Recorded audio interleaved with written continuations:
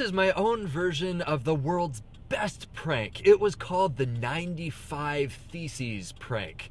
Now, a little background here. The college that I went to, Whitworth University, didn't really have any rivals with anybody. So we created a rivalry with Gonzaga. In case you don't know, Gonzaga is far bigger. And yes, they have a better basketball team, but you know, in some ways, Whitworth was better, and we were going to prove that. Well, for starters, we were Protestant and they were Catholic, so right then and there we had a division. What we did was we posted 95 reasons why Whitworth is better than Gonzaga. And the person who was most influential in this was Daniel Walters. Yeah, he didn't get in trouble initially, but years later he actually finally told people that he did it.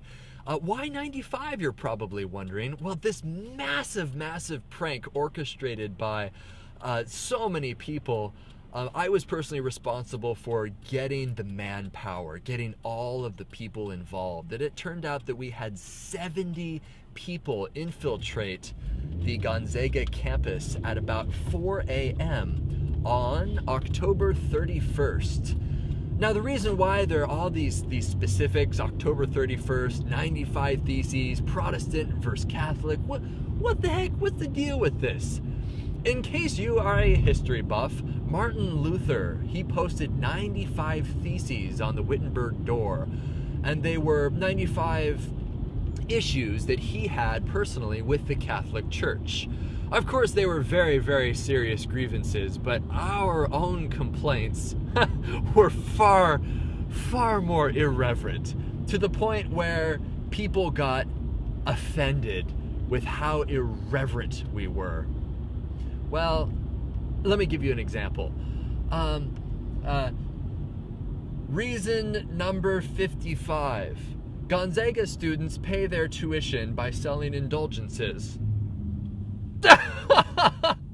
You know, oh wow. Some of them were just flat out like, Gonzaga smells like poo. Things like that. You won't believe how angry people got. Well, for one thing, we had placed these huge flyers with the 95 Theses printed out. We had placed them all over the Gonzaga campus. In order to get into locked dorms, a few people actually dressed like pizza delivery guys and would just stand there by the door until someone would come up and they'd say, "Hey, can you let me in?" How brilliant is that? We had so many flyers and little tiny things that we'd stick everywhere, giant banners that we actually crawled up the side of the stadium and hung a huge banner that said "Go Pirates," the Whitworth Pirates.